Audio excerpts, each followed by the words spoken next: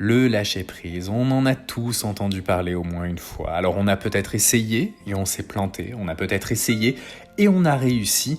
Ne vous en faites pas, restez bien installés puisqu'aujourd'hui dans Ça va le faire, on vous amène dans l'univers du lâcher-prise. Quels sont les freins, quelles sont les astuces pour réussir? Vous allez tout découvrir dans ce nouveau podcast. Je suis Loïc Ternisien, naturopathe, énergéticien. Je vous invite à me suivre sur les réseaux sociaux et à vous abonner à ce podcast pour ne manquer aucun épisode. Le lâcher-prise, ça signifie lâcher cette emprise que nous allons avoir sur les choses que l'on ne contrôle pas. Toutes ces choses qui nous entourent, qui nous bloquent et qui nous empoisonnent la vie.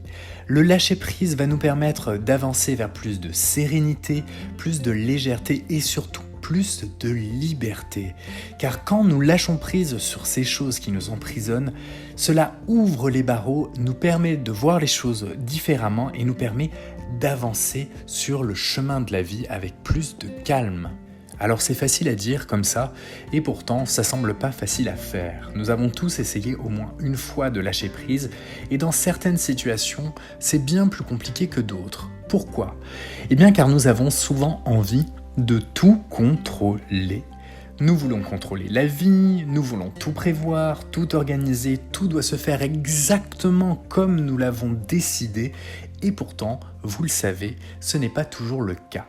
Toute cette notion de contrôle et de prévoyance est un immense frein au lâcher-prise. Mais ce n'est pas le seul frein qui nous empêche de lâcher prise. Il y a aussi nos croyances. Non, lâcher prise, ça ne signifie pas être en accord avec la situation. Ça ne signifie pas baisser les bras ou être fataliste. Ça ne veut pas dire non plus que la situation va empirer. Ces croyances-là sont d'énormes freins vers le lâcher-prise. Car lâcher-prise, ça signifie tout simplement accepter ce qui est, tel que ça nous apparaît, tel que cela existe. C'est arrêter de lui résister, d'essayer de le transformer, de le changer. C'est lui laisser toute la place et de le regarder avec une certaine lucidité et bienveillance. Car on s'accroche souvent et l'on essaie de garder proche de nous des réalités anciennes, des réalités qui n'existent plus. Et pourtant, tout change. Tout est en perpétuelle transformation. Et lorsque nous n'arrivons pas à lâcher prise, c'est souvent que nous voulons garder quelque chose qui n'existe plus, quelque chose qui s'est transformé, quelque chose qui nous file entre les doigts comme de l'eau ou du sable. Nous essayons de garder les choses dans cet état du passé car l'état actuel ne correspond pas à nos projections.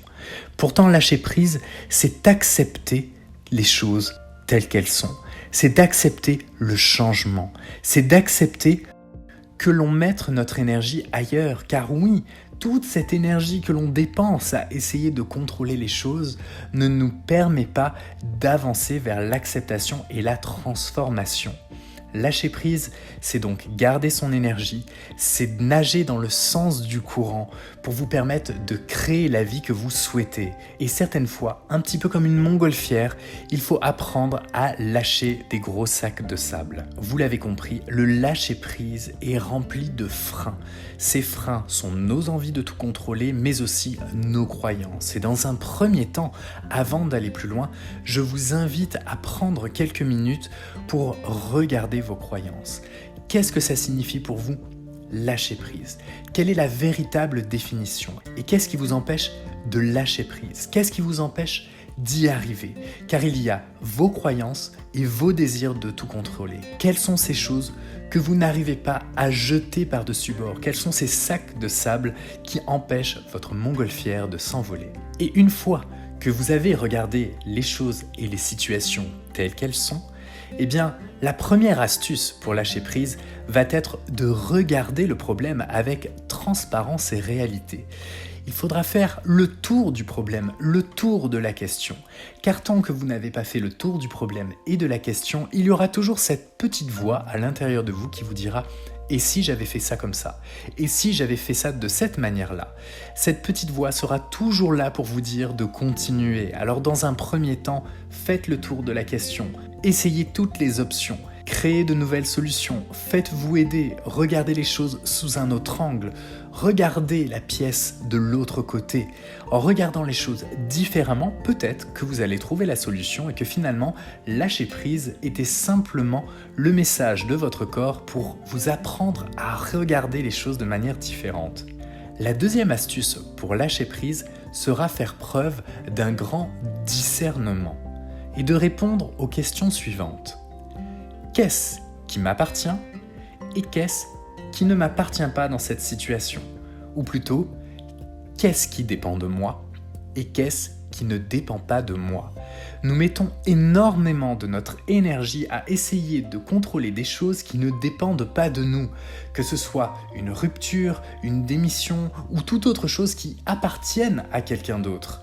Lâcher prise, c'est aussi accepter sa responsabilité et accepter le fait que ce qui ne dépend pas de moi ne pourra pas être changé. Et donc, de mettre toute son énergie, toute sa force dans ce qui nous appartient, dans ce que nous pouvons transformer et dans ce que nous pouvons nous-mêmes mettre en place pour changer la situation. L'astuce suivante sera de décoller votre nez de la situation. Souvent, quand on n'arrive pas à lâcher prise, c'est parce que nous avons le nez collé à la situation. Nous n'arrivons pas à prendre de distance. Nous n'arrivons pas à voir les choses autrement. Et pour ça, il y a une question assez simple. Demandez-vous, est-ce que la situation que je vis en ce moment aura une importance pour moi dans 3, 4 ou 5 ans? Dans la majeure partie des cas, la réponse sera la négative. Car nous passons énormément de temps à vouloir contrôler ou transformer des choses futiles, des choses anodines, des choses qui ne sont pas importantes pour nous au fond. Répondez à cette question et vous arriverez à prendre de la distance sur les situations actuelles et les situations que vous essayez encore et toujours de contrôler ou de transformer alors que finalement, elles n'ont pas vraiment d'intérêt sur le parcours de votre vie.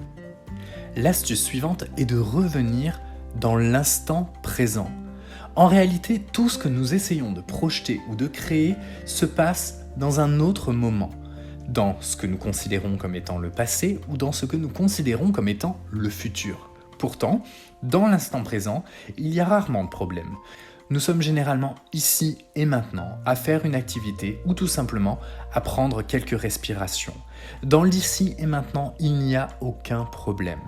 Et l'astuce la plus intéressante pour revenir dans l'instant présent est de mettre toute son attention sur ses sensations physiques. Car nous avons sans arrêt des sensations physiques que nous n'écoutons pas. Ces sensations se passent dans l'instant présent. Et il suffit juste que je vous dise de prendre conscience de vos pieds et de toutes les sensations qu'il s'y passe pour que vous soyez immédiatement en train de mettre l'accent sur vos sensations physiques au niveau des pieds. Et bien, lorsque vous sentez qu'une situation va dégénérer et que vous n'arrivez pas à lâcher prise, faites exactement le même exercice. Revenez dans l'instant présent et sentez vos pieds. Si les pieds sont trop loin pour vous, prenez l'attention de votre main, sentez le souffle de l'air sur votre peau, revenez tout simplement à vos sensations physiques pour revenir ici et maintenant et vous allez voir que vos problèmes dans l'instant n'existent pas. Ce que vous pourriez faire aussi pour apprendre à lâcher prise est de faire confiance en la vie et en votre propre pouvoir créateur. N'oubliez jamais que la négation n'existe pas. Quand vous ne voulez pas que quelque chose arrive, et cette expérience vous est sûrement déjà arrivée, eh bien c'est cette chose-là qui arrive. Quand vous mentionnez « je ne veux pas quelque chose », énergétiquement vous créez « je veux quelque chose ». Donc vous créez ce quelque chose.